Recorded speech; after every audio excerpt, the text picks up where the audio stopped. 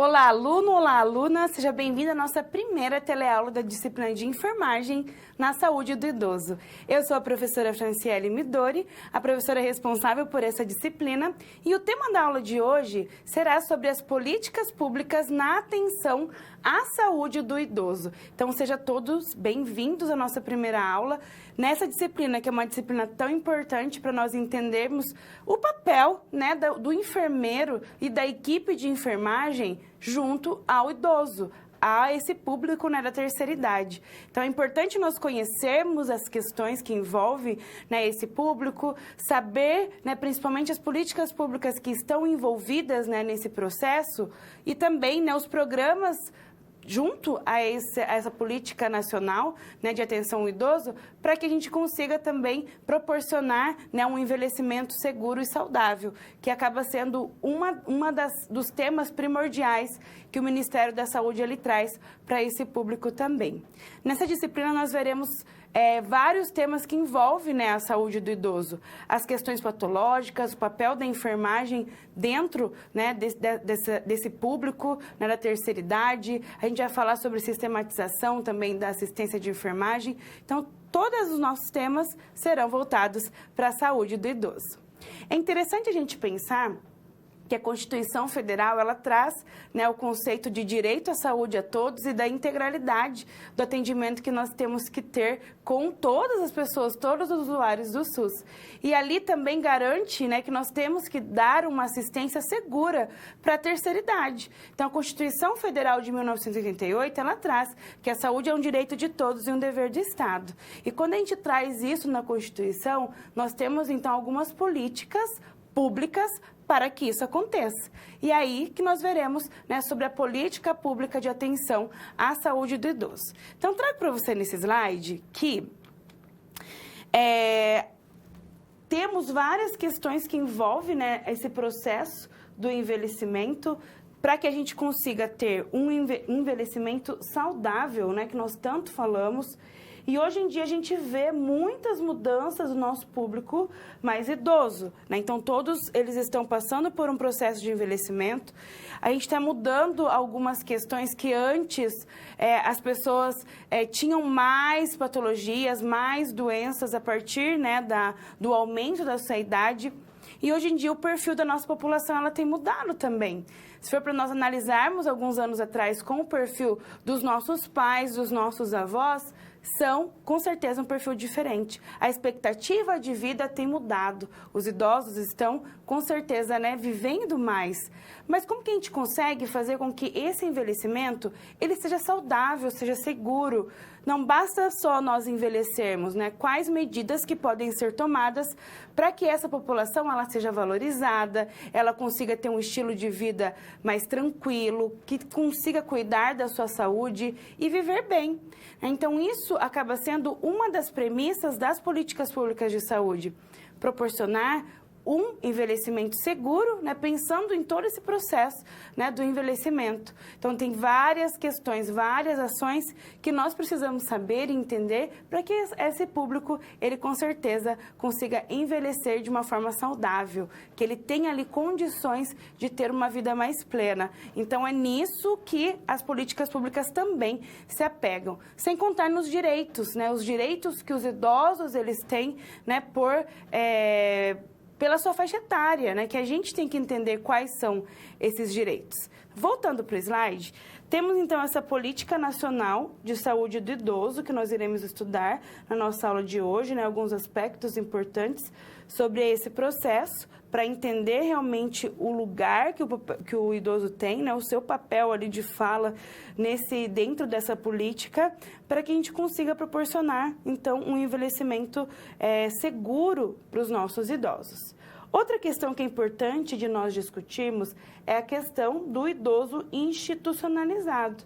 Então, hoje em dia, nós temos, né, uma parcela de idosos que estão, né, institucionalizados, e hoje em dia a gente tem que entender, né, também quais são os tipos de instituições de longa permanência que atendem esse público e que dão, né, querendo ou não, uma atenção especial. E para isso também a gente tem algumas legislações que faz essa regularização e traz, né, uma ordem, um amparo legal para que eles sejam bem atendidos. Então, nós veremos na nossa aula também sobre os idosos institucionalizados. Então, é importante, com certeza, a gente entender esses três aspectos. Vamos falar de processo de envelhecimento com algumas teorias psicológicas, biológicas, que conseguem explicar, né, o envelhecimento natural que nós temos. Veremos sobre as políticas públicas de saúde, primeiramente, e depois fecharemos com os idosos institucionalizados. Vamos começar?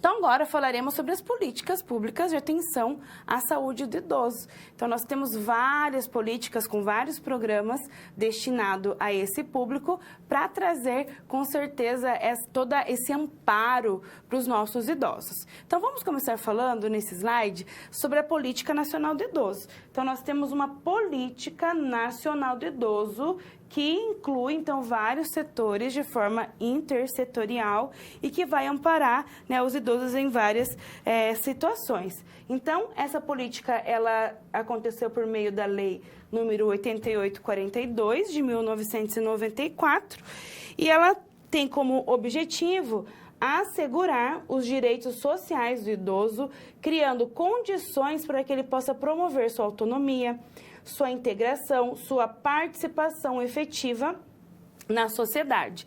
Então, nós temos uma política, né, nacional do idoso que preconiza realmente a sua presença na sociedade. Então, faz com que legitime isso, né? Que a gente consiga realmente ter essa participação social do idoso. Culturalmente, o que acontece?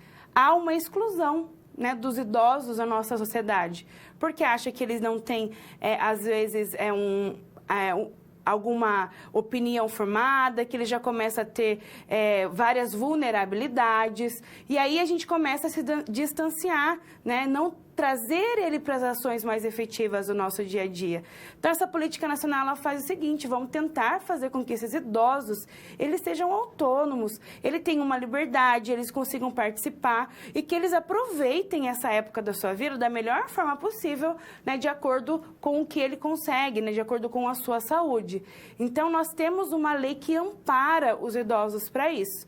E aí, né, diante dessas leis, a gente vai começar a ter alguns programas e algumas ações específicas. Então, para tornar realmente o idoso um sujeito ativo, um sujeito que ele consiga participar, que ele seja autônomo, que ele tenha realmente as suas ideias ali respeitadas e que realmente todas as pessoas consigam respeitá-los da melhor forma possível.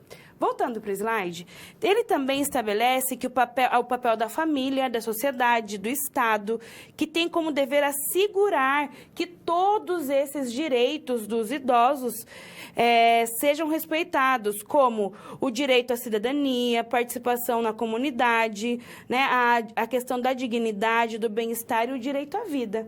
Então, é importante, sim, nós termos políticas públicas que amparem realmente os nossos idosos. Essa política também, ela assegura o direito, então, da cidadania, da garantia da participação na comunidade, defesa da dignidade, o bem-estar e o direito à vida. Então, constitucionalmente falando, e devido a essas políticas públicas, o nosso idoso, ele tem todos esses direitos. Mas a gente sabe que a gente vem de uma sociedade que acaba anulando muito o papel do idoso. E nós temos, então, que retomar isso para a gente poder, com certeza, fixar esse papel tão importante que o idoso ele tem, né, na nossa sociedade. E para isso nós temos também, né, o Estatuto do Idoso, que vai regulamentar e vai dar diretrizes de como que a gente pode fazer esse cuidado mais efetivo junto aos nossos idosos. Assim como a gente tem um Estatuto da Criança e do Adolescente, que dá algumas diretrizes para esse público que tem uma certa vulnerabilidade também, a gente tem um Estatuto do Idoso que nos dá diretrizes de como que nós podemos agir de uma forma certeira e segura também. E se eu tenho alguma dúvida com relação, né, aos idosos, eu posso procurar também nesse Estatuto do Idoso. Então, vamos conhecer mais sobre esse Estatuto? Então, ele é definido como uma norma mais ampla, com o intuito de superar as desigualdades existentes entre os idosos, porque ele é considerável, sim, como um grupo vulnerável. Então, muitas vezes, né, a família acaba... a família e a sociedade, né? Isso não de uma forma geral, mas pode acontecer casos de realmente anular, né, o que o idoso pensa, o que ele fala, né? Às vezes a gente tem até o abandono. Então, querendo ou não, acaba sendo um grupo vulnerável. E para isso a gente precisa ter um estatuto que nos auxilie, né, com normas que nos dão diretrizes de como que a gente pode se comportar, né, com esse público. Então, por meio do Estatuto do Idoso, a gente tem uma garantia de prioridades, né? Então, querendo ou não, né, os idosos ele têm prioridades diante de algumas ações, de alguns locais, e isso é importante, né? Imagina, né? A gente trabalha a vida inteira. Então, quando a gente chega nessa fase da nossa vida e a gente não ter alguns direitos que são garantidos, né, constitucionalmente ou legalmente, e eu tenho que, às vezes, não competir em um lugar, mas ter que esperar, muitas vezes, um tempo elevado em algum local, né, sem ter esse direito realmente seguro devido à minha idade. Então, são questões que são de prioridades realmente, né? Então, se para a gente comparar a saúde de um adulto jovem com de um idoso, né, ela é diferente. É claro que nós temos raras exceções, né? Mas acontece. Então, eu preciso ter um estatuto que garanta isso, que traga, né, essa segurança para os nossos idosos. Voltando para o slide, temos também, né, alguns direitos que são fundamentais, humanos fundamentais dos idosos, e isso também está caracterizado no Estatuto do Idoso, políticas de atendimento aos idosos também, e com relação aos crimes contra os idosos. Então, hoje em dia, a gente vê, infelizmente, né, muitos crimes que são cometidos contra os idosos, que podem ser considerados de ação penal, pública, incondicionada, embasada também no nosso Código Penal. Então, o que caracteriza crime no idoso, ao idoso? O abandono, o descuido, discriminação, falta de acolhimento, né, o desprezo, exposição ao perigo, negatividade de oportunidades de relações pessoais e profissionais. Então, tudo isso está descrito no Estatuto do Idoso como crime contra o idoso. Então, se eu tenho alguma dúvida com relação a isso, eu posso procurar também no Estatuto do Idoso e tirar as minhas dúvidas com relação a essas questões. Então, nós falamos sobre política nacional do idoso, agora nós iremos falar sobre a política nacional de saúde do idoso. Então, essa política ela é voltada mais para a saúde. Então, nós temos uma portaria que regulamenta essa política nacional, que é a 2528, de 19 de outubro de 2006, que ela traz, então, a questão da promoção do envelhecimento seguro e ativo. Então, essa palavra nós falaremos muito, né, na nossa disciplina também, sobre a importância de nós termos um envelhecimento que ele seja ativo. Mas o que seria esse envelhecimento ativo, professora?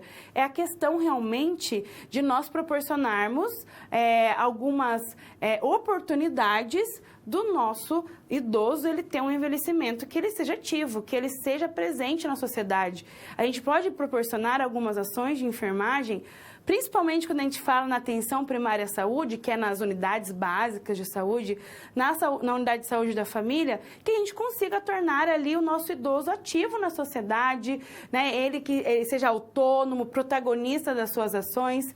Então, isso que essa política ela traz, essa promoção, né, da gente promover um envelhecimento seguro e ativo. Então, para que ele realmente se sinta acolhido, se sinta ali com uma vontade mais de viver, de aproveitar a sua vida. E aí, né, com relação à saúde, a gente consegue trabalhar por meio de oficinas, né, por meio de alguns cursos, de atividades físicas, né? Então, a gente vê muito baile da terceira idade. Então, isso vai depender muito do quê? Das características de cada um, né, dos idosos, que cada um tem a sua característica e um gosto para determinada coisa, mas a gente consegue trabalhar ali com ele também para que ele tenha esse envelhecimento ativo e seguro. Então, para isso, a gente tem essa política nacional da saúde do idoso que preconiza essa questão e que nós falaremos muito nessa disciplina sobre isso também. Voltando para o slide. Outra questão é a atenção integral e integrada à saúde da pessoa idosa. Então, quando a gente fala desse contexto de atenção integral, a gente vem muito, né, do princípio da integralidade que o nosso Sistema Único de Saúde ele traz, que é o cuidado do indivíduo de uma forma integral, de uma forma holística, olhando ele como um todo. Então, puxando isso, né, para o público idoso, para a saúde da pessoa idosa, é nós enxergarmos o nosso idoso em todos os seus contextos, né? Então, entendermos a sua parte social, sua parte física, psicológica, emocional.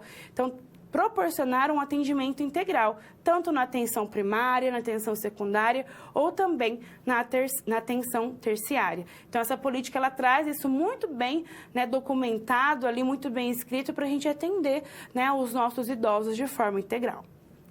Temos também os estímulos às ações intersetoriais. Então, quando eu falo dessas questões, né, do estímulo de ações intersetoriais, eu estou falando de incluir outros setores para me auxiliar nesse processo. E esses outros setores seriam, por exemplo, né, o setor de assistência social, né, outros setores que auxiliam, né, as demandas que os idosos trazem. Ações intersetoriais, incluir outros setores no processo de saúde também. Outra questão é o provimento de recursos para assegurar a qualidade da atenção à saúde da pessoa idosa. Então, ter realmente, né, organização e planejamento dos recursos para que eu consiga proporcionar essa qualidade na atenção, né, da saúde da pessoa idosa. Ter o estímulo, participação e fortalecimento do controle social. Então, isso também está descrito na Política Nacional do Idoso. Outra questão é a formação e educação permanente dos profissionais de saúde do SUS, diante, né, da pessoa idosa. Então, realmente, ter ações de capacitação e treinamento, né, para os profissionais, para entender como que a gente pode compreender melhor, né, os idosos e também ter ações efetivas para esse público, realizar a divulgação e informação sobre a política para os profissionais da saúde, dos gestores e usuários do SUS, apoio ao desenvolvimento de estudos e pesquisas nessa área também e promoção de incorporações nacionais e internacionais das experiências na atenção à saúde da pessoa idosa. Então, muitas vezes nós podemos ver, né, exemplos efetivos, né, de outros locais que trazem, né, tiveram experiências exitosas e que nós podemos utilizar, né, no nosso país também. Então, por isso que dentro dessa política nacional da saúde do idoso, nós temos também essa questão forte de nós pensarmos, né, nas experiências exitosas de outros países para a gente utilizar também aqui no Brasil. Nesse slide eu trago para você que também nós temos um pacto pela saúde, né, que ele aconteceu por meio dessa portaria 399 de 2016, que ele traz, então, três eixos importantes, né, para direcionar a gestão.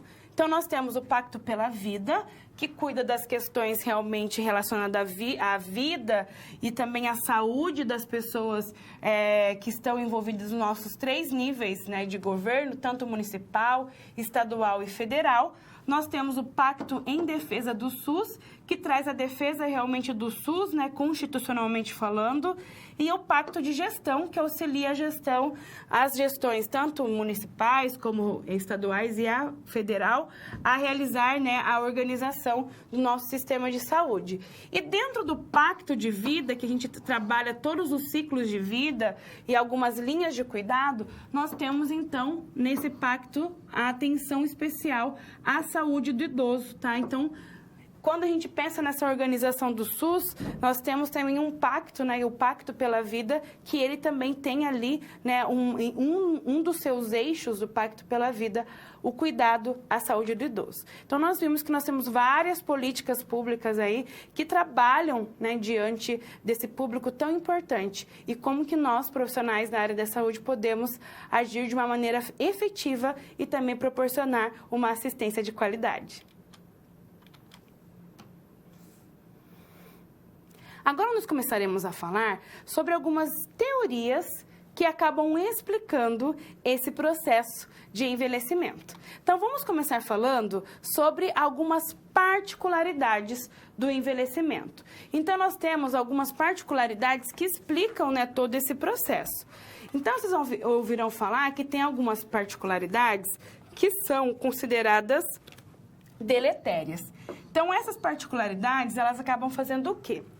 Tendo uma redução da funcionalidade do idoso. Então, ele deixa de ser deixa de produzir o tanto quanto ele produzia quando ele era jovem. Então, por isso, quando a gente fala de particularidades do envelhecimento deletérias, é quando ele deixa de ser tão produzido. Ter tanta produção e funcionalidade, né? Outra questão é a questão progressiva, que ele vai se estabelecer, então, de forma gradual. O envelhecimento, ele vai acontecendo aos poucos. Cada pessoa, ele vai agir de uma forma diferente com relação a esse processo de envelhecimento. Então, isso é progressivo, ele vai acontecer, né, de forma gradual. Outra questão é que esse processo, ele é intrínseco também, em que o ambiente ele tem uma forte influência sobre o organismo, né, sobre o aparecimento e a velocidade nas mudanças, não como causa principal desse envelhecimento, mas, querendo ou não, o ambiente, tanto o ambiente interno do idoso, como o ambiente externo, ele tem ali um poder, né, também de trazer essa questão do envelhecimento. Então, isso de acordo com a particularidade de cada indivíduo também. E ele é universal, então não tem como nós fugirmos, né? Ocorre em todos os indivíduos de uma mesma espécie. Então, não tem como eu falar, tomar uma pílula, né, da juventude e eu não vou envelhecer. Então, todo mundo vai envelhecer, né? Tem gente que começa a aceitar melhor essa questão do envelhecimento, que traz isso como algo natural. Tem pessoas que acabam tendo uma sofrência maior devido a esse processo, mas é algo que faz parte da nossa vida. E como que nós vamos encarar esse processo? Então, tem tudo isso que deve ser trabalhado psicologicamente, com questão também relacionada à nossa saúde, né, dos nossos comportamentos que nós temos na juventude, que acaba refletindo na nossa vida futura. Então, tudo isso tem que ser muito bem pensado, porque acaba interferindo, né, no envelhecimento. Então, o que a gente tem que entender? Né, que ele faz parte, né, é progressivo, vai acontecendo, né, não tem como nós fugirmos, é universal, né, então, na verdade, como que nós vamos encarar esse processo da melhor forma possível, que vai, né, trazer, então, os benefícios ou os malefícios desse processo de envelhecimento. Então, agora eu trago para vocês sobre algumas teorias biológicas, tá? Que explicam um pouco sobre esse processo de envelhecimento. Então, são teorias, né, o que explicam. Então, quando a gente fala em teorias, são questões, né, filosóficas, teóricas, que justificam essa questão do envelhecimento também. Então, por exemplo, nós temos a teoria que ela é genética. Então, vem da parte genética. As pessoas, elas herdam um programa genético que vai determinar a expectativa de vida. Então, quantas vezes nós não vimos, né, algumas famílias que têm uma expectativa de vida alta? Então, temos idosos que vivem até 90, 100 anos. E isso pode ser explicado, né, pela teoria genética também. Temos também a teoria dos radicais livres, que tem a ver também com a parte biológica, e ela traz que o envelhecimento ele é causado pelo acúmulo de radicais livres como resultado do uso do oxigênio das células. Então, o uso das nossas células causam, né, esse envelhecimento, o uso do oxigênio. Então, isso explica nosso processo de envelhecimento também.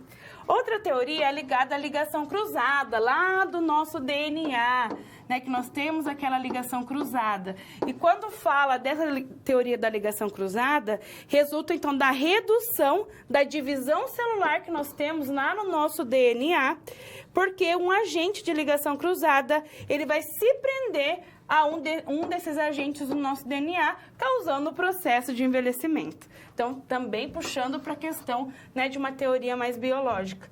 Temos também a teoria imunológica, que tem ligação ao nosso sistema imune, ou seja, a redução, né, a diminuição da atividade do nosso sistema imune. Então, eu tenho aqui, né, a teoria que justifica, né, a imunológica, né, uma teoria biológica e imunológica. E a teoria do uso e desgaste. Essa teoria, ela é uma teoria que ocorre como resultado normal ao uso do nosso corpo e do sistema corporal.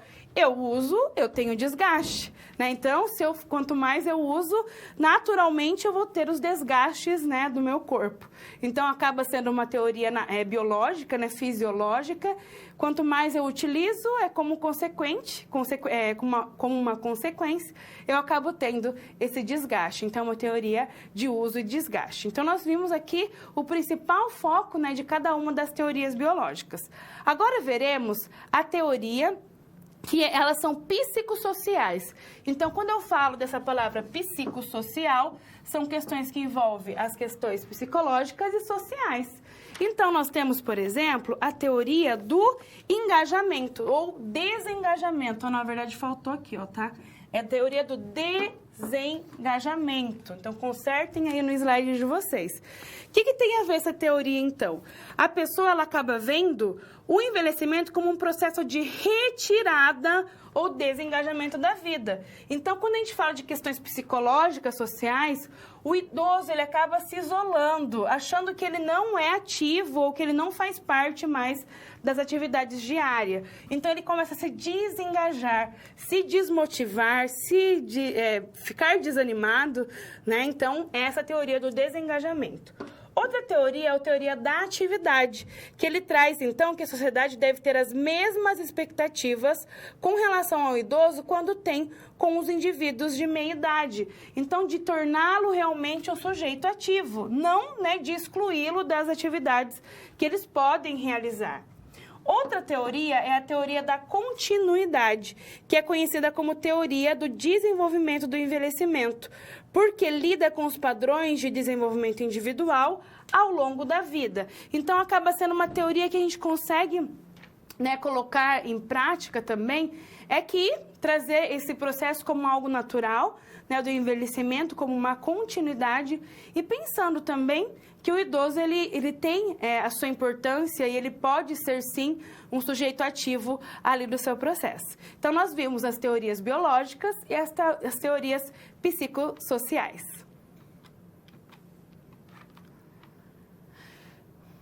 Agora nós veremos alguns aspectos demográficos e como que tem mudado, então, o perfil da nossa população.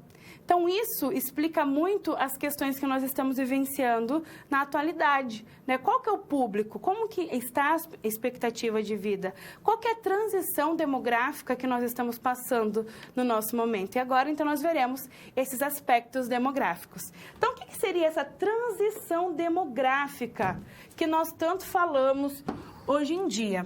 Então, é a modificação do tamanho e da estrutura etária de uma população acompanhada, com frequência da evolução socioeconômica e acaba resultando de uma série de eventos que causam baixas taxas de mortalidade e fecundidade, crescimento negativo, isto é, a diminuição da taxa de natalidade e, consequentemente, elevada proporção de idosos considerados indicadores de saúde. Então, o que nós estamos vendo na nossa transição demográfica quando nós comparamos a gerações passadas?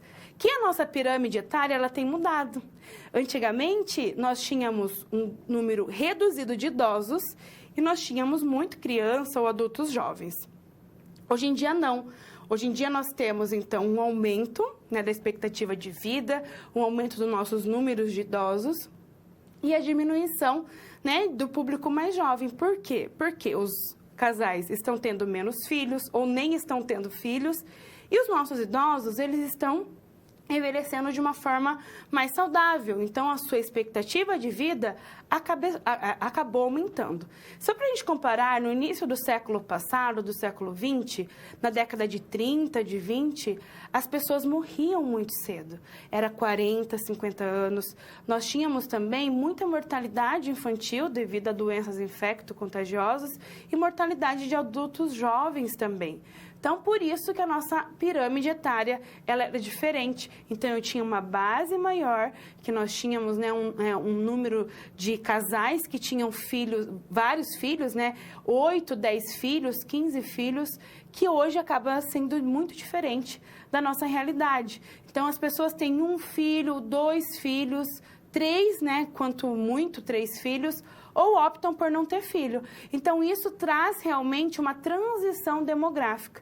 Então, nós tivemos também uma diferença entre taxa de mortalidade e de natalidade também, que justifica a nossa transição demográfica. Então, eu trago para você aqui só para a gente entender as 3 fases da nossa transição demográfica. Então, aqui nós temos um estágio 1, que foi há alguns anos atrás, que a gente tinha, então, uma base mais alargada da pirâmide etária, em que eu tinha várias pessoas, né, um nascimento, uma grande taxa de natalidade, então os casais tinham mais filhos, as pessoas tinham mais filhos, só que nós tínhamos uma elevada mortalidade. Então, perceba que vai diminuindo, né, até chegar no topo.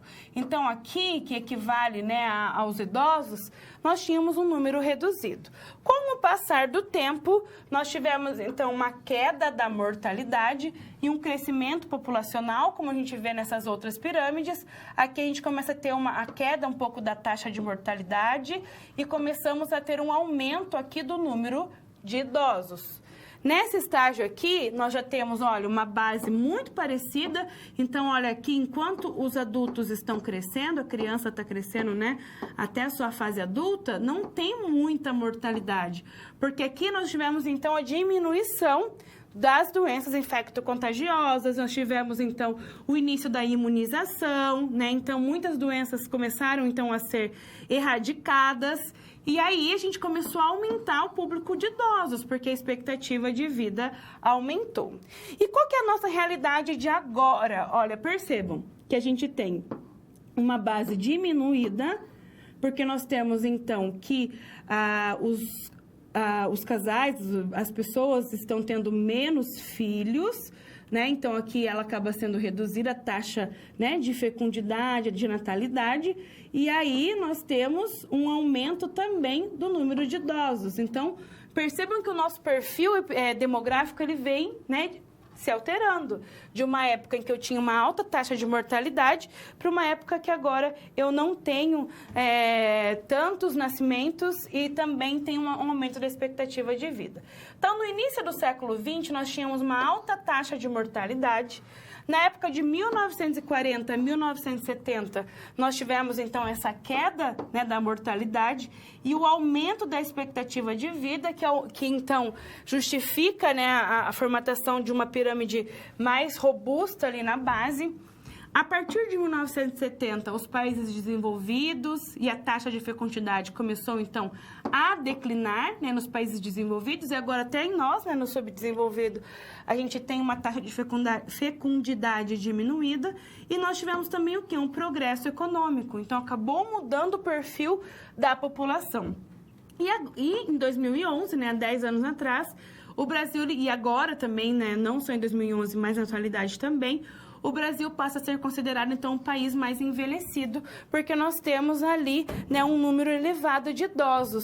E isso também justifica a importância de nós termos políticas públicas voltadas para os idosos. O número de idosos tem aumentado, nós precisamos, sim, dar uma atenção especial para eles, ter realmente ações que sejam voltadas para esse público. E isso, quando a gente vê uma transição demográfica no nosso país, traz, né, uma atenção com certeza especial a eles, principalmente em capacitar os profissionais da saúde e em cuidar de uma forma efetiva para esse público. Agora nós falaremos dessas variáveis demográficas junto aos idosos para entendermos por meio de uma situação-problema. Vamos conhecer? Então, nós temos um objetivo de avaliar algumas ações educativas realizadas nas unidades básicas de saúde. Nós temos, então, um município no interior do estado, que lá ele tem uma vigilância epidemiológica operante, que realizou um levantamento e trouxe, então, índices de doenças transmissíveis e também de doenças crônicas não transmissíveis. Quais são as variáveis demográficas, então, de uma população? Os idosos representam uma demanda importante de serviços de saúde na sua área de abrangência? Qual é a realidade da sua área de abrangência no que se refere à mortalidade infantil, sobre a mortalidade masculina e também feminina nesses aspectos do envelhecimento? Então, a gente vai pensar, né, diante de um município, né, do interior do estado, que ele tem, né, pensando em todos esses aspectos epidemiológicos, demográficos da população, pensando também na população idosa e nas ações educativas que podem ser realizadas ali nesse processo. Então, o que a gente vê, né, na transição demográfica? É importante nós analisarmos quando a gente for verificar uma unidade que atende o público idoso e entender a sua realidade também. Que a transição demográfica, ele trabalha com taxa, então, né, de natalidade, se nós temos um aumento, uma diminuição das pessoas que estão nascendo naquela localidade. Trabalhamos também com a taxa de mortalidade, quantas pessoas estão, né, falecendo ali naquela região, né, naquela área de abrangência, e a proporção de nascidos vivos, de idosos com nascidos vivos. Então, eu tenho um número elevado de idosos, mas eu também tenho um aumento dos nascidos vivos. Então, isso quer dizer que a população ela está crescendo. Se eu tenho uma diminuição de nascidos vivos e um aumento da proporção de idosos, a gente tem, então, público voltado mais, né, para o público idoso, e a minha população ela não está crescendo, porque a taxa de fecundidade, né, de natalidade, ela está diminuindo. E as questões demográficas de transição, ela também a gente consegue interferir, não relacionar as questões, né, do sexo masculino ou feminino também. Então, por exemplo, né, nós temos a participação do público, os homens, né, na atenção primária, ela é muito mais baixa do que as mulheres, porque os homens não procuram tanto o serviço de saúde. E acabamos tendo também uma taxa de mortalidade maior no público masculino, porque eles estão mais suscetíveis a alguns acidentes ou também a alguns tipos de doença. Então, isso também tem a ver com as questões, né, de transição demográfica. Então, o que nós temos visto, né, principalmente nessa situação problema? Que nós tivemos, então, um aumento do número de idosos e a diminuição da natalidade, então, de nascidos vivos. E, por isso, há uma necessidade de adaptação das equipes multiprofissionais referentes aos cuidados com os idosos. Então, quando a gente fala em atenção primária à saúde, muitas vezes nós precisamos entender o perfil da nossa população, da nossa área de abrangência. Então, diante dessa situação problema, nós identificamos que nós temos um grupo maior de idosos. Então, como que a gente pode agir com as nossas ações diante desse público? Então, nós temos uma taxa de natalidade menor, uma proporção maior de idosos, então as ações terão que ser também pensadas para esse público.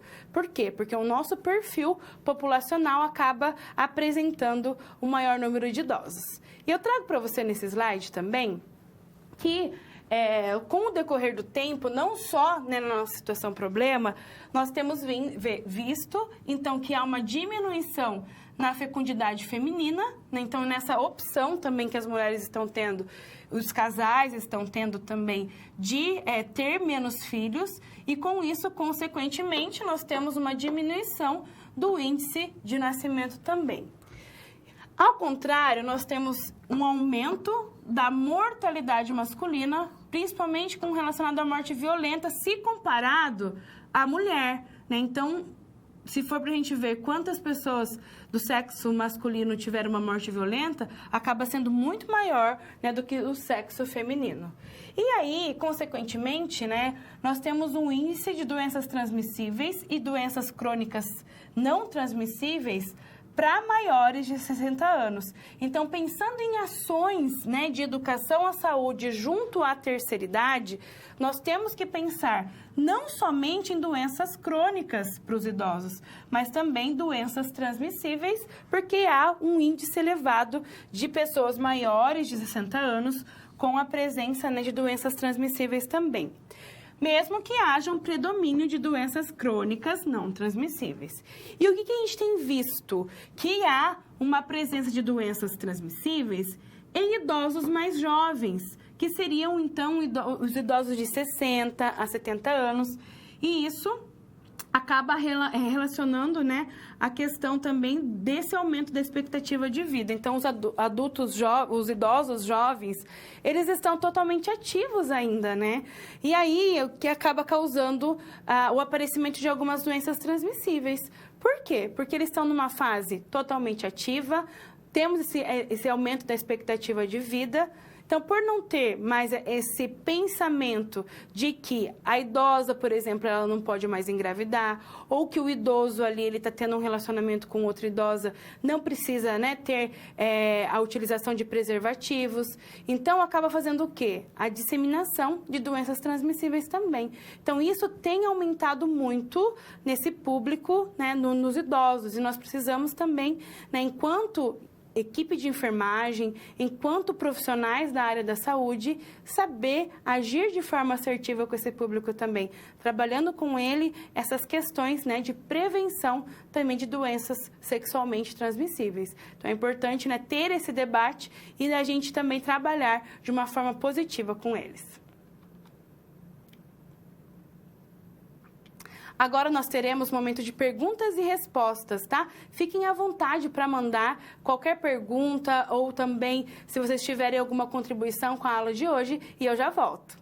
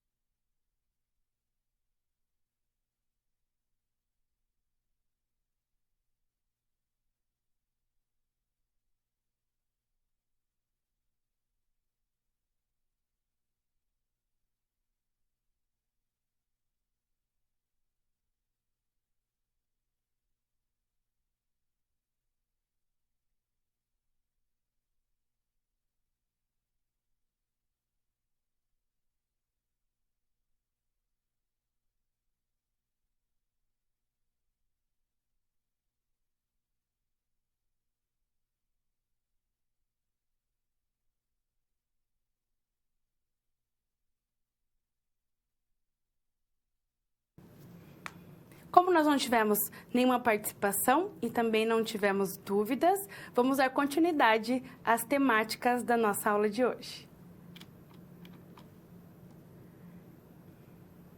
Agora nós falaremos sobre os aspectos epidemiológicos, para a gente entender todo esse processo, né, relacionado à doença em que os nossos idosos eles podem ser acometidos e esse processo relacionado à saúde e doença também. Então vamos começar falando sobre a transição epidemiológica. É importante nós entendermos, né, sobre o processo de transição demográfica, mas nós também temos um outro tipo de transição, que nós chamamos, então, de transição epidemiológica. Então, o que seria essa transição epidemiológica? Seriam as modificações, né, a modificação dos padrões de morbidade. Quando eu falo morbidade, ele tem a ver com a questão, né, do processo de saúde e doença, das doenças que podem acometer os nossos idosos. Tem a ver também a transição epidemiológica com as questões de invalidez, que pode ser ocasionado também nesse nosso público, e também sobre morte.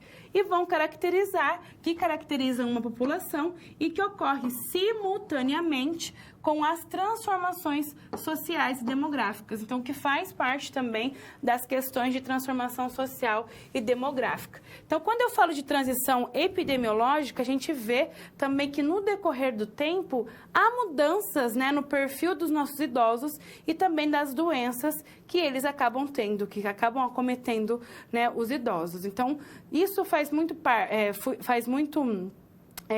uma ligação, né, com as questões sociais e também com o estilo de vida, com também a parte relacionada, por exemplo, a nossa atualidade. Então, hoje em dia, por exemplo, a gente tem muitos idosos depressivos, com problemas cardíacos, né, com a questão que envolve obesidade, sedentarismo também.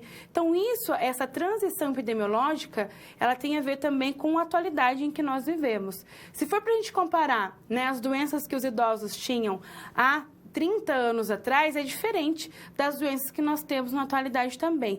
Então, é nisso que se passa, né, que se caracteriza essa transição epidemiológica. Então, voltando para o slide, esse processo acaba abrangendo 3 mudanças importantes, tá?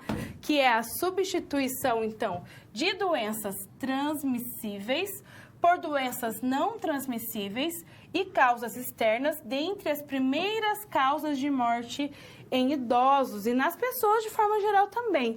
Então, antigamente, nós tínhamos o caso de muitas pessoas que morriam por doenças transmissíveis. Então, que devido à falta de com a questões sanitárias, né, do sanitarismo que não tinha antigamente, com relação à imunização também, né, não tínhamos.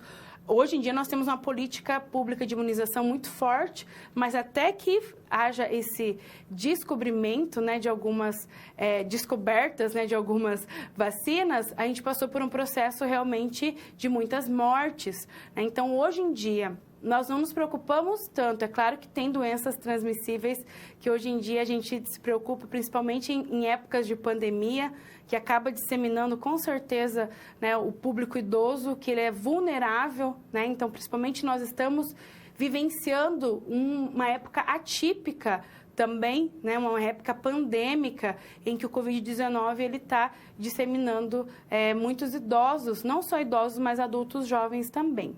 Mas anteriormente à pandemia, a gente tinha uma diferença, né, de ter muitas pessoas que morriam por doenças transmissíveis, por doenças crônicas não transmissíveis, né, problemas que são mais crônicos, né, doenças e comorbidades relacionadas à hipertensão, diabetes, né, o colesterol alto, tudo isso acaba provocando outras doenças também para o público idoso. Voltando para o slide. E aí nós tivemos, então, um deslocamento da carga de morbimortalidade dos mais jovens para os mais idosos. Então, isso, querendo ou não, né, ele acaba passando, né, tendo essa troca, né, de carga de morbimortalidade para os mais idosos. Isso acaba sendo uma questão automática mesmo da nossa vida. E a transformação também do predomínio de mortalidade para morbidade. Então, antigamente, morria-se mais pessoas e hoje nós temos essa questão de termos mais pessoas doentes, né, com algumas comorbidades, né? Então, as pessoas não tem um acesso à saúde maior e aí a gente consegue ter também um tratamento melhor diante das doenças, diminuindo então essa taxa de mortalidade. Mas acabamos aumentando essa taxa de morbidade, tá? Então isso acabou também tendo esse processo de uma transição epidemiológica se nós comparamos, né, com alguns anos anteriores, né, que traz essa diferença também. Nesse slide eu trago sobre uma nova classificação que nós temos dos idosos. Então, hoje em dia, nós temos os idosos que são comparados idosos jovens, que é o idoso de 60 a 70 anos. Nós também temos uma classificação de idosos mais idosos, que são de 70 a 80 anos. E nós temos os idosos em velhice mais avançada, que seriam os que têm mais de 80 anos. Então, nós temos essa classificação que nos ajuda a entender. Então, não tem como a gente comparar realmente um idoso de 60 anos com um idoso de 80, 90 anos. O ritmo de vida, as questões realmente, né, de participação na sociedade acabam sendo diferentes. É claro que nós temos, né, indivíduos diferentes, cada um tem a sua particularidade, mas eu vejo também como que esse perfil vem mudado. Então, por exemplo, meu pai, ele tem 63 anos, ele é totalmente ativo, trabalha, não se aposentou ainda, e ele já é considerado um idoso mais jovem. Mas quando eu era criança, e eu penso na minha avó, que ela, quando ela tinha 60, 65 anos, para mim, ela era muito mais idosa se comparado ao meu pai. Então, por quê? Porque a gente está passando por essa transição também, em que as pessoas estão envelhecendo, mas estão ainda envelhecendo de uma forma mais ativa, mais saudável. Então, essa tendência realmente é que essas expectativas de vida aumentem cada vez mais e que os nossos idosos eles sejam ainda produtivos, ativos na sociedade e isso, né, tem uma tendência a aumentar cada dia mais. Então, por isso que nós precisamos também classificar os idosos de uma forma diferente, não falarmos de uma forma generalizada. Temos também, né, que com relação a esses aspectos epidemiológicos, as principais causas de morte na população idosa. Então, nós temos, por exemplo, algumas patologias que são cérebro e cardiovasculares, que acabam cometendo os nossos idosos. Então, por exemplo, né, o infarto agudo do miocárdio, um acidente vascular encefálico, tanto isquêmico como também hemorrágico. Temos também os aneurismas, que são patologias que acabam ali comprometendo esse público também.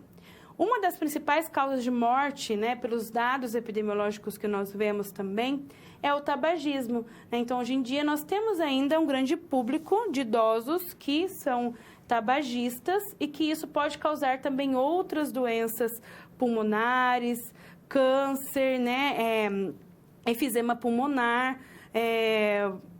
e dentre outros problemas pulmonares também. Outra causa acaba sendo as neoplasias, que seriam, então, os cânceres, né, que acaba acometendo os idosos também. E a outra questão é o sedentarismo. Então, a gente vem, né, de uma geração que é muito sedentária. E também temos idosos que são sedentários, né, que então, eles não praticam nenhuma atividade ou exercício físico, ficam mais dentro de casa, né, não tem uma vida muito ativa. Então, consequentemente, eles acabam sendo mais sedentários. E aí, nós temos também algumas condições de saúde e doença que interferem até mesmo nessa questão de taxa de internação. Então, isso tem a ver também com esses dados epidemiológicos. Então, por exemplo, né, quando o paciente idoso ele tem algum problema relacionado à saúde e acaba passando por um processo de doença, ele pode sim ser internado e isso tem que ser falado também sobre essas taxas de internação. Então, o que a gente vê com relação a isso? Que nós temos, né, uma maioria, quando a gente pensa nesse processo de internação do idoso, que nós temos o público masculino acaba sendo o público maior, né, de quando precisa ser internado, porque eles demoram mais a procurar o sistema. Então, às vezes, eles vão deixando piorar sua situação de saúde e quando ele vai procurar, já está num estado mais avançado. Então, a gente vê, né, o quanto que os homens acabam sendo mais teimosos, né, com relação a isso. Então, isso acaba interferindo também, né, quando a gente pensa em taxa de internação, que o público masculino ele tem uma maior participação nisso. Quando a gente fala em custos também, acaba de taxa de internação, o público masculino também, ele acaba sendo... Eu coloquei um M aqui, parece que é mulher, né? Vamos colocar um H para parecer homem. Então, no custo também, o homem, ele acaba tendo um custo mais elevado de internação devido aos procedimentos que tem que ser realizado por ele, devido também às consequências, né, de não cuidar de forma preventiva de algumas situações. Com relação às patologias que tem, né, que motivam, né, as internações, nós temos então a insuficiência cardíaca e a pulmonar como uma das patologias que mais são evidenciadas, que mais aparecem nesse processo de internação. Com relação às cirurgias eletivas realizadas nos idosos, nós temos, então, que nos homens a cirurgia que é mais realizada é a hiperplasia maligna e nas mulheres a cirurgia de varizes e também de prolapso genital. E as patologias mais encontradas, né, e que motivam a internação, acabam sendo também, né, as neoplasias, tá? Então, além da insuficiência cardíaca e da pneumonia que eu falei para vocês aqui anteriormente, as neoplasias, ou seja, né, a presença do tratamento contra cânceres acaba sendo também um motivo de internação, né, no público idoso. Então, no público idoso. Então, só para a gente entender um pouco desse perfil, né, entender essa questão epidemiológica nos idosos, então as doenças que acabam se apresentando mais, para a gente entender realmente essas diferenças que nós temos de mudança de perfil epidemiológico de tempos passados para o que nós temos hoje e que futuramente também serão outros, né, dados epidemiológicos que vão, né, justificar essa questão junto ao público idoso também.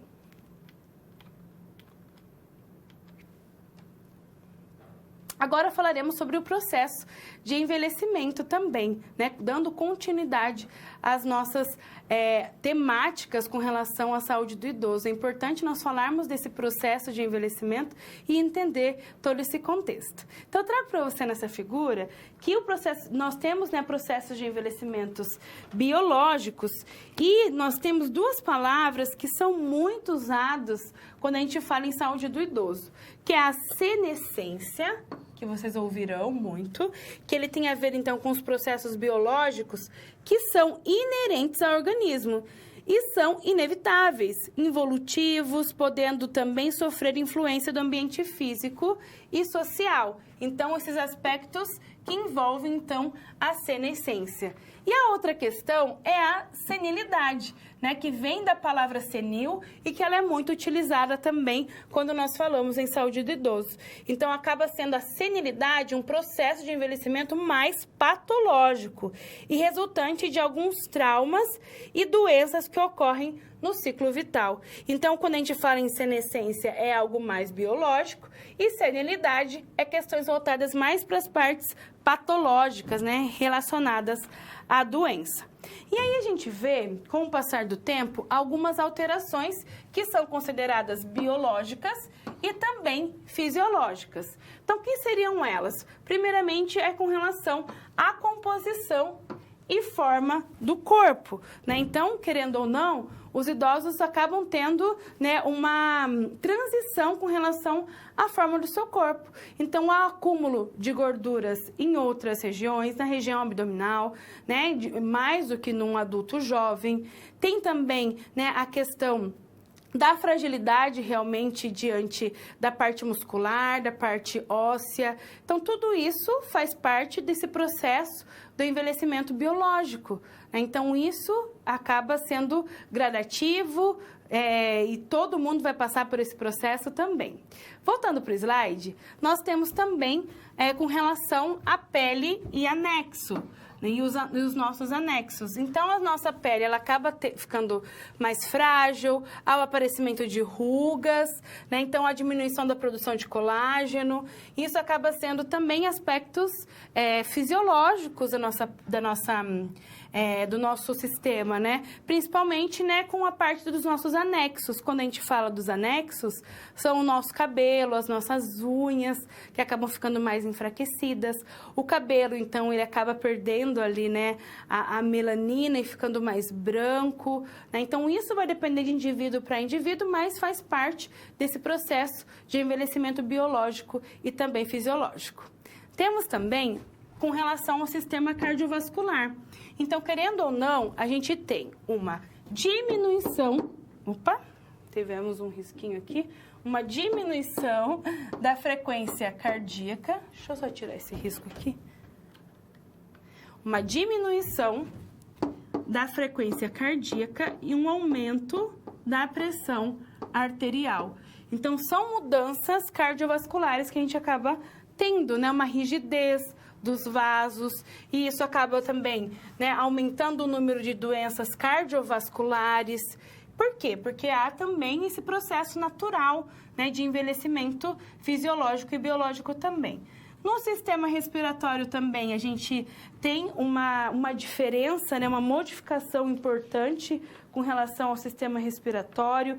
Nós começamos a ter uma rigidez maior, né, da nossa parede torácica e comprometendo também esse processo, a parte fisiológica e biológica do nosso sistema respiratório também. E no nosso sistema gastrointestinal, então nós temos uma diminuição da motilidade gastrointestinal, né, da parte intestinal também. A gente tem aquela atrofia das papilas gustativas que acabam diminuindo, então, aquela vontade de comer, né? Então, o idoso, ele acaba perdendo um pouco o paladar, porque há essa atrofia das papilas gustativas que nós temos na boca.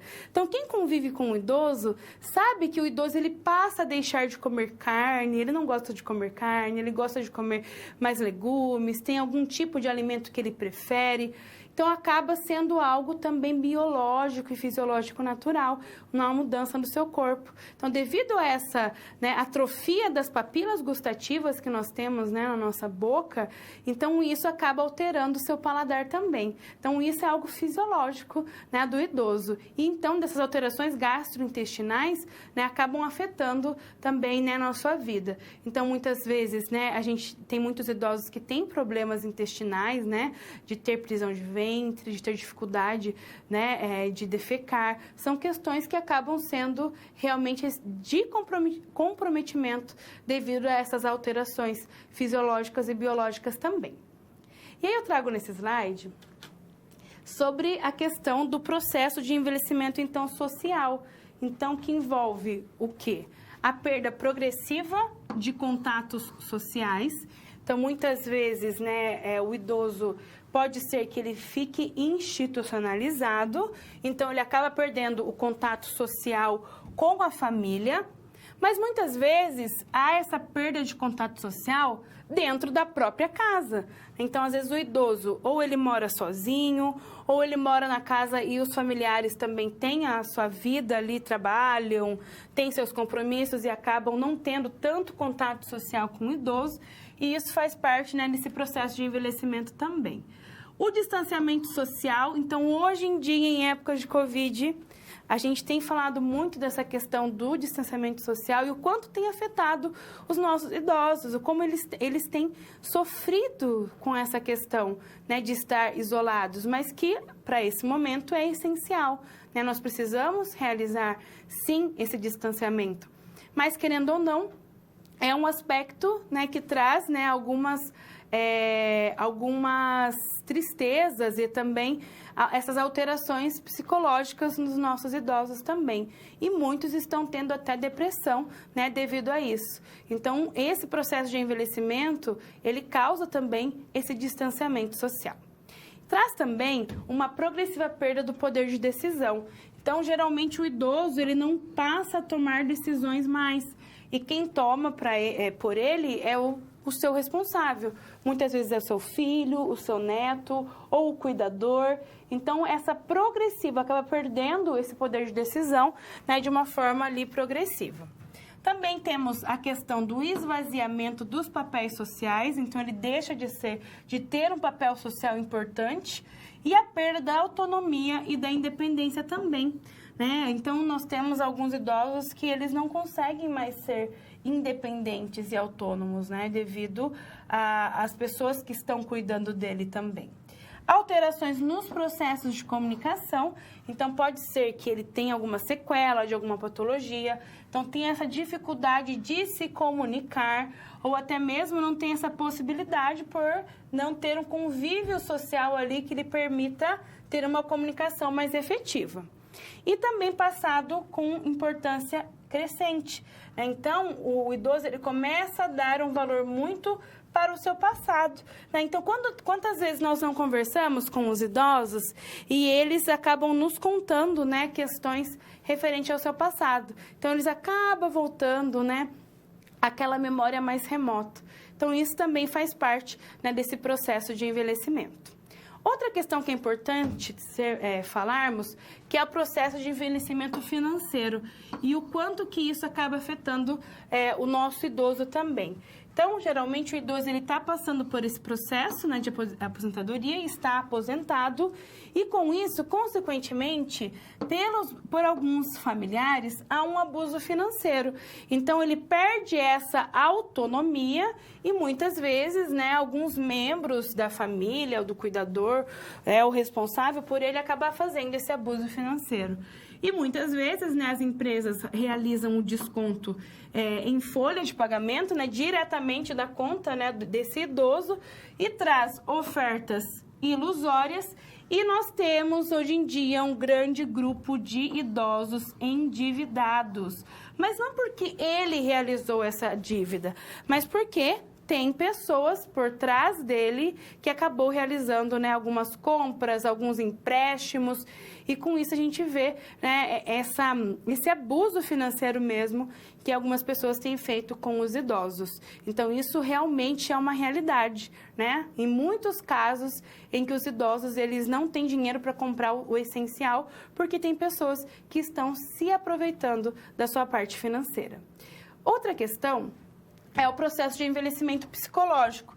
Então, o que nós temos? Uma tendência a ser autocentrado, né? Ao idoso ele ser autocentrado, rígido, conservador, excessivamente crítico.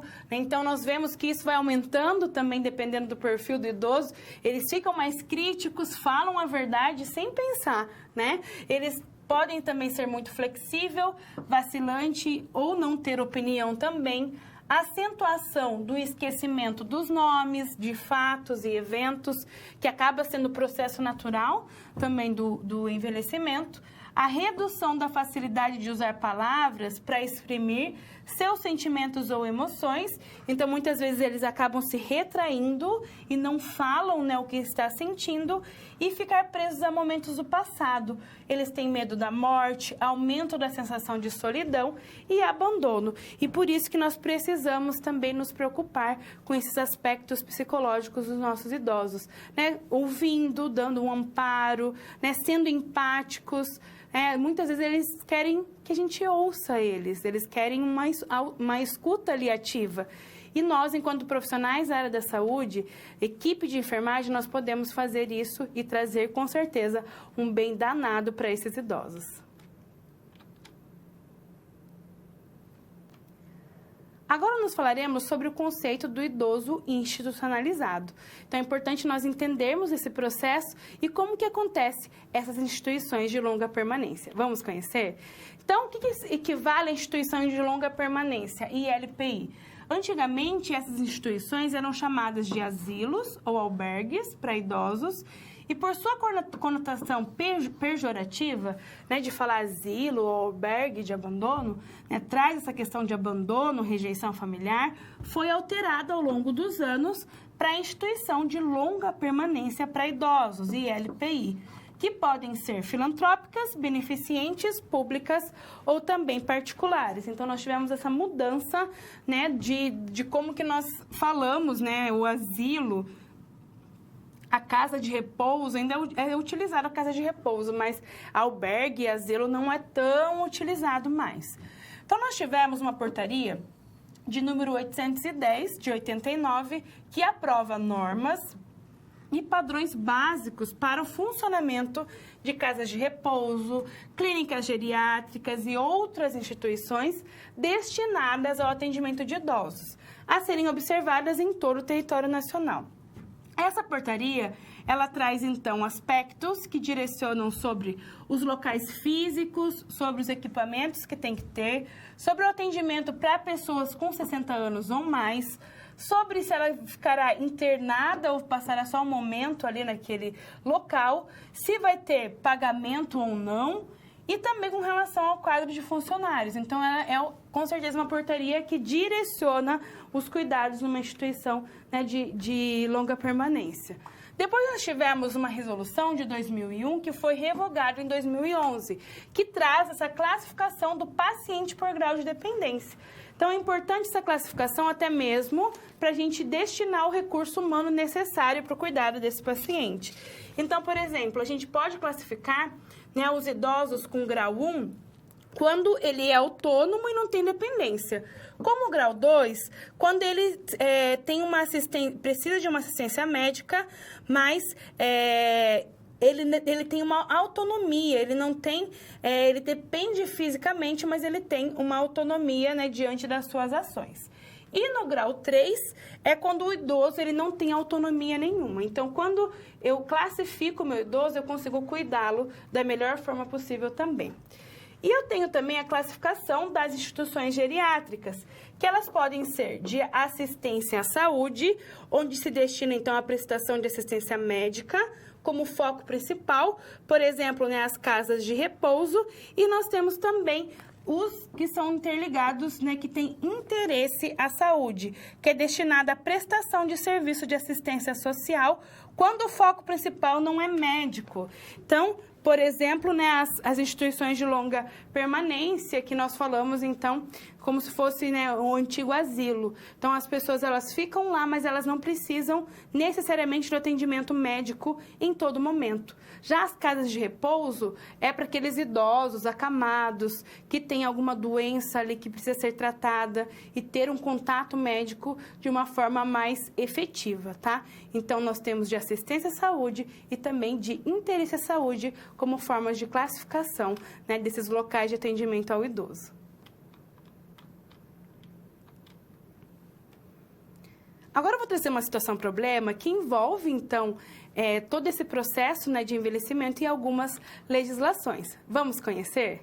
Então, uma Secretaria de Saúde de um município de 200 mil habitantes, ele resolve implantar o programa de promoção à saúde da pessoa idosa. Por quê? Porque ele viu que tem um aumento de idosos na sua população, nesse município, mas também há a presença de profissionais não capacitados. Qual que é a proposta, né? Qualificar, então, os diretores de área e os NEPs para serem multiplicadores. Então, multiplicadores, né, dessa proposta de ter profissionais capacitados para cuidar do público idoso. E para isso, então, foi criado alguns grupos de trabalho para suprir cada área. Como você avalia, então, o processo de envelhecimento com relação aos fatores biológicos, psicológicos, sociais e financeiros? Então, é importante a gente entender esse processo, né, de envelhecimento para justificar também a formação dos grupos. Então, precisava-se de um aumento de espaço destinado ao atendimento aos idosos e, diante disso também, quais legislações regulamentam as instituições de atendimento aos idosos, para que eles tenham realmente um atendimento efetivo. E aí a gente fala, então, com relação às instituições de longa permanência para idosos, elas são regulamentadas por essas portarias, né? Por exemplo, a portaria de número 810, de 89, que traz, né, as questões de organização e também da mudança, né, para a instituição de longa permanência, o cuidado que nós temos que ter, né, com os idosos, a resolução de 2000, o decreto estadual de 2000 que foi revogado em 2011, a resolução de diretoria colegiada, a RDC 283, que são, então, legislações que vão organizar as instituições de longa permanência para os idosos.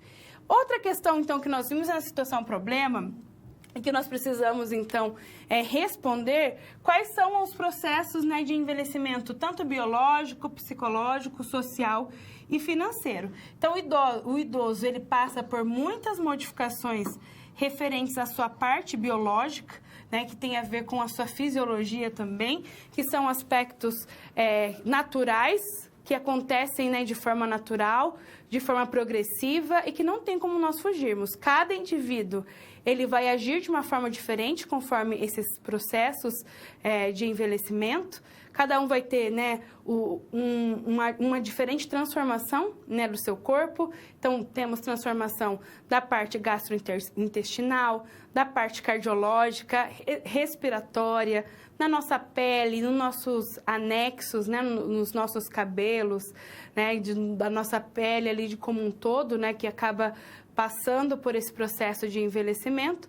Então, nós temos esse aspecto biológico, que acaba sendo algo natural e inerente, né, do nosso processo de envelhecimento, que ele vai acontecer para todas as pessoas em diferentes formas. Nenhum indivíduo é igual ao outro. Então, cada um vai passar por um processo diferente. Nós temos também, como mostra o slide, os aspectos psicológicos. Então, com relação aos aspectos psicológicos, nós temos que os indivíduos idosos, eles passam por algumas problemáticas que é inerente à sua idade também.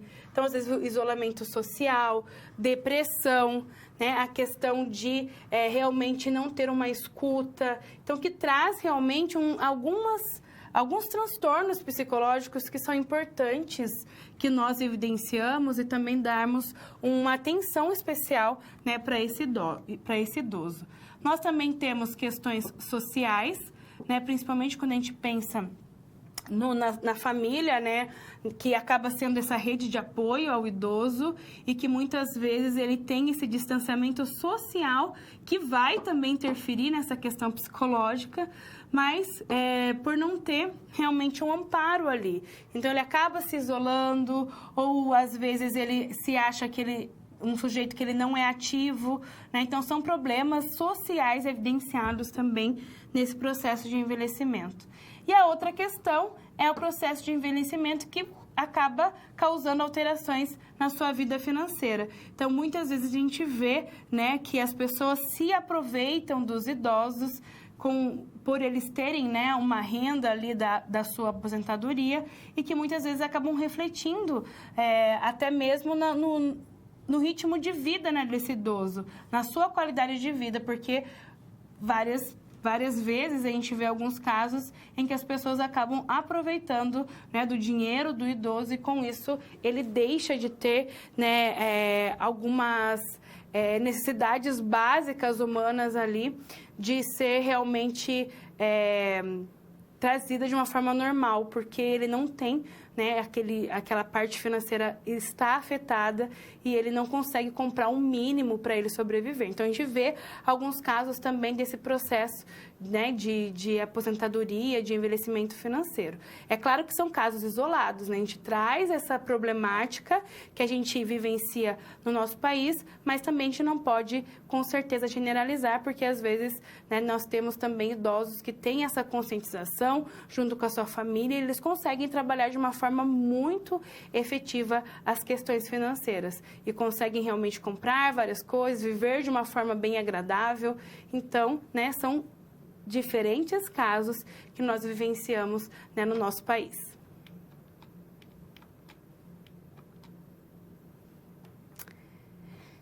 Como nós não tivemos perguntas até o momento, né, sobre a nossa aula de hoje, eu queria recapitular com vocês todas as nossas temáticas que nós trabalhamos na aula de hoje. Então, nós vimos sobre as políticas públicas destinadas à saúde e ao idoso, primeiramente, a importância que nós temos, sim, de termos ações específicas para eles. Tanto é que nós temos na Constituição Federal que a saúde é um direito de todos, o dever do Estado, e para isso nós precisamos, sim, nos preocupar com a saúde do idoso e também o papel, né, dos profissionais da área da saúde. Diante disso, nós vimos também uma transição demográfica e epidemiológica que justifica também essa preocupação que nós temos que ter para esse público. Então, nós temos, né, um aumento da expectativa de vida, nós temos um aumento do número de idosos, o aumento também, né, do número de doenças transmissíveis e de doenças crônicas não transmissíveis a esse público, que nós precisamos, sim, né, nos atentar enquanto profissionais da área da saúde, enquanto enfermeiro, de saber realmente, né, as ações que eu posso realizar para diminuir, né, essas possibilidades de algumas doenças para esse público, assim como nós vimos também as questões relacionadas ao processo de envelhecimento. Então, nós vimos que as questões biológicas, fisiológicas, as questões psicológicas, financeiras, sociais, fazem parte desse processo, têm as suas particularidades e que justificam também algumas questões. Lembrando que cada idoso, ele tem a sua particularidade, ele tem a sua individualidade também. Então, nós trazemos alguns pontos importantes que nós não podemos generalizar em achar que todos os idosos são iguais, e por isso que a gente precisa trabalhar com as questões de forma integral, respeitando o idoso de uma forma integral, dele como um todo e diante das suas dificuldades que ele encontra no seu dia a dia também. Desejo a você um ótimo estudo, te espero na nossa próxima aula. Até mais!